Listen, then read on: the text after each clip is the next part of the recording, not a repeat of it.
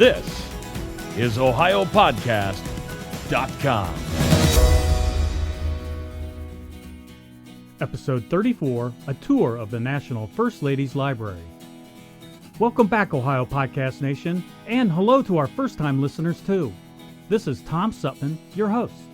This is the final installment of our three-part series featuring Lucinda Frailly from the National First Ladies Library in Canton. In this episode, Lucinda takes us on a mini tour of the Ida Saxton McKinley House and also tells us all about what goes on at the National First Ladies Library. Go to OhioPodcast.com to listen to Part 1, First Ladies and the Presidential Inauguration, and Part 2, First Ladies from Ohio. You can also get all Ohio Podcast episodes downloaded for free by clicking on the iTunes button. Now let's head back over to the National First Ladies Library for a very special tour. Lucinda Frailly, welcome to OhioPodcast.com. Thank you. Thank you for asking me. We're so happy to have you on. What a beautiful place. You've got a couple beautifully restored buildings there, the library and the McKinley House. And I tell you what, Lucinda, it's really an impressive place. Thank you. We think so. We think we're quite the something. Well, you definitely are. I tell you what, why don't we get started with you taking us on a little tour of the house itself? Be happy to. The Saxton McKinley House is called the Saxton McKinley House for a reason. Ida was, we're pretty sure, born in the house. The Saxton family owned it. That was her family. It's also called the McKinley House because it is the only home that still exists, that President McKinley lived in longer than any other home, including the White House. Oh, wow. So the first thing we'll say is when you walk in, probably the most historic room in the mansion, we will call it that, but you will be surprised at how low-key it is. The family was low-key. And the ballroom floor on the top level, his office that he used as his law office when he married Ida, it was his presidential study, his gubernatorial study, and his congressional office. So it's always been his. It was always there, and we have a picture. It's been restored to look exactly as it was. The other rooms in the house, the formal parlor, people will see that. It's on one side, larger than any other room on the downstairs or upstairs floors, for entertaining, of course, as they did in the Victorian period. And on the other side, the family areas with a family parlor, the library, the kitchen that probably Ida never saw, the dining room, the breakfast room, and all the living spaces upstairs. Some of the one of the bedrooms, another room there, a sitting room, and then on the top floor was probably, we have learned recently, that's where the president and first lady mostly resided, even before she was first lady, when they lived there. Uh-huh. So that room will probably change a lot. If some of your listeners have come before, they will see in a few months that it's going to be very changed. Oh, really? Because the more we go, the more we learn. Uh-huh. And it's very exciting the way the house was used. And it also contains more and more artifacts. The family and people who find us who have documented proof of their authenticity. We have so many things are now in there that belong to the families, both the McKinleys and the Saxton families. So that room is going to reflect her, the First Lady from Canton, Ohio, and the President, too. And so that's the Saxton House. And okay. I think it's beautiful. Yeah, it is. And historic. What are some of the items that people might be able to see that were McKinley's in his office? Recently, in the last few years, one of the descendants of the McKinleys. Now, remember, the presidents and the first lady's daughters both died. So this was one of his brothers. It's a descendant of one of McKinley's brothers. He had the desk that was used in the White House, and he gave it to us recently. And it looks like it would have been in the White House, probably in his study, something like that. But it did belong. That one was, we are sure, was in the White House itself. So it's exciting. And there is also a gorgeous, large presentation mirror. It probably was not in his office. It was in the White House. It was given to Mr. McKinley. It's what's called a presentation mirror. It's mammoth, and it's just beautiful.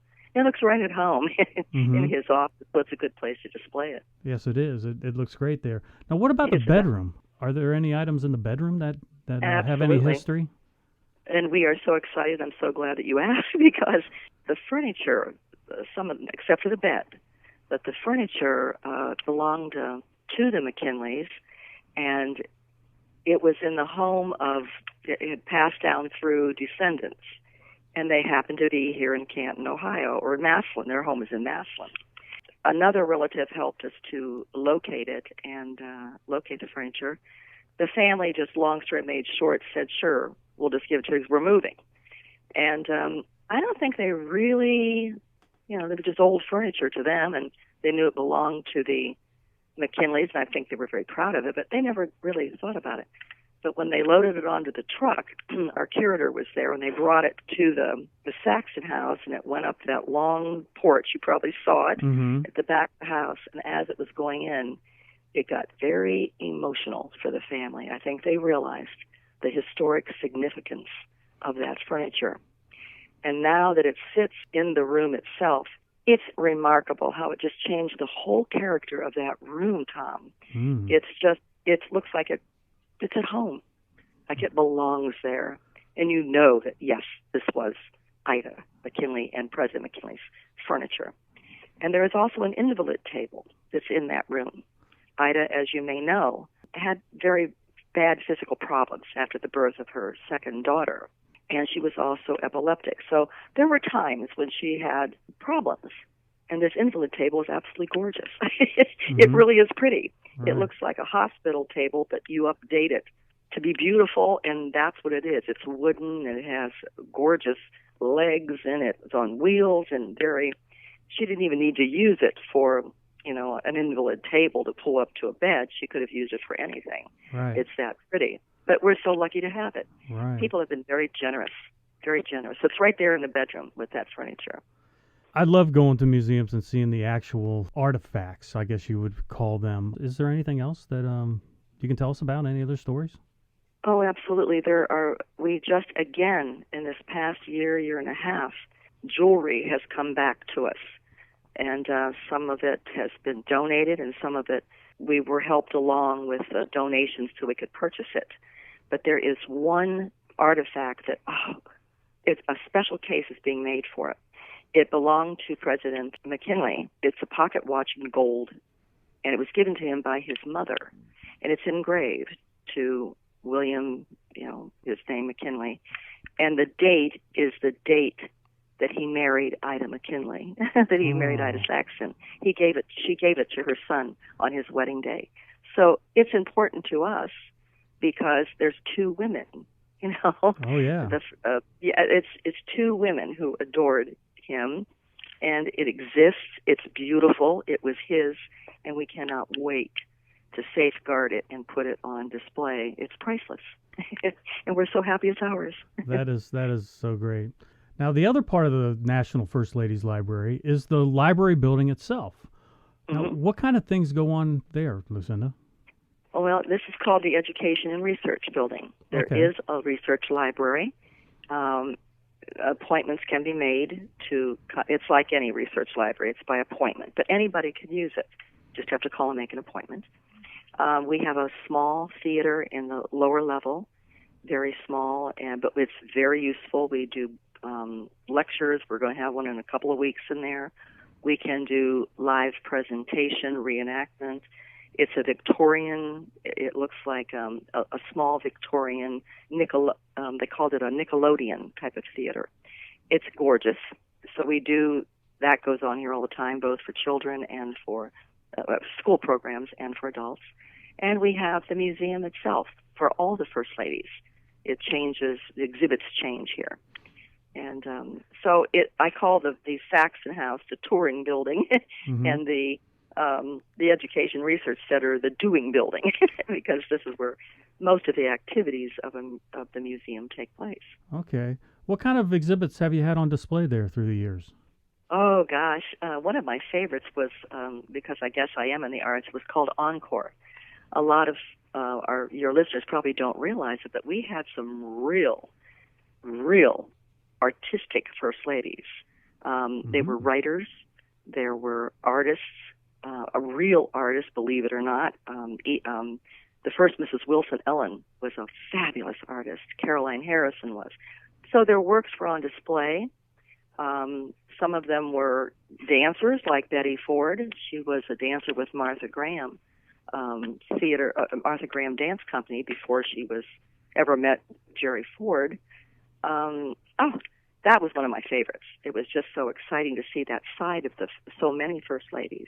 Mm-hmm. We have focused on their health care issues. Some of them were, I think we called it the Heart of the Nation, and we had the Heart Truth dresses up for first ladies who championed, like Laura Bush, the women's heart health. We focused on, in that exhibit also, mental health. Just all sorts of things that the physical fitness that first ladies champion. And there were just so many issues so that was a good one. They've all been good. It's been varied, and one just recently went down is the campaign, First Ladies on the Campaign Trail. Mm-hmm. What was like in the early part of the country with their presence and their input to the present. So it's varied as the women are themselves. When we visited over the holidays, it was really cool to see all the Christmas trees that were directed. And I think they said they were decorated in the same way they appeared in the White House, or attempted to. Okay. Yes, kind of. The first ladies start off, again, very slowly, but as time went on, there was one who added the Christmas tree. There was one who added poinsettias. There was another one who did wreaths. And so it's like anything else, garlands. So there are, so we did that. And Mrs. Bush, Laura Bush, did the national parks, holidays in the national parks one year. And that's where you saw a lot of the trees I think you're talking about. Mm-hmm. They were decorated similar to what they were in the White House. Yeah. We had nutcrackers in there, if you remember seeing those big nutcrackers. Jackie Kennedy did the first theme, and it happened to have been the nutcracker theme for the Blue Room Tune and all. We have Mrs. Carter did dolls, antique dolls. So we kind of did our own thing with the big tree. It's huge in that lobby, or in the great room. Now, when we were talking earlier, you mentioned that the lives of Ohio's 8 First Ladies are basically a microcosm of the advancement of women throughout the history of the United States. This has been part 3 of our series featuring Lucinda Frailly from the National First Ladies Library. Go to OhioPodcast.com to listen to part 1 on First Ladies and the Presidential Inauguration, and to part 2, First Ladies from Ohio. We want to thank Lucinda Frailly for being such a wonderful guest. Please help spread the word about Ohio Podcast to your family and friends on Facebook and Twitter. From all of us here at OhioPodcast.com, thank you for listening.